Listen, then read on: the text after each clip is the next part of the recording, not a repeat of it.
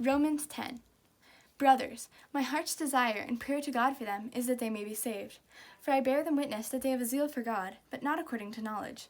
For, being ignorant of the righteousness of God, and seeking to establish their own, they did not submit to God's righteousness. For Christ is the end of the law for righteousness to everyone who believes. For Moses writes about the righteousness that is based on the law, that the person who does the commandments shall live by them. But the righteousness that is based on faith says, do not say in your heart, who will ascend into heaven, that is to bring Christ down, or who will descend into the abyss, that is to bring Christ up from the dead.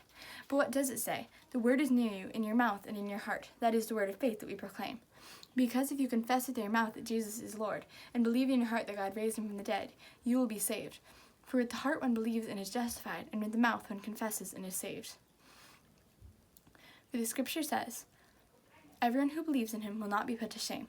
For there is no distinction between Jews and Greeks, for the same Lord is Lord of all, bestowing his riches on all who call on his name. For everyone who calls on the name of the Lord will be saved. How then will they call on him in whom they have not believed? And how are they to believe in him of whom they have never heard?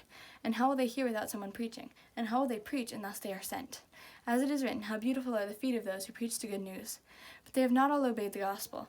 For Isaiah says, Lord, who has believed what he has heard from us? So then faith comes from hearing, and hearing through the word of Christ.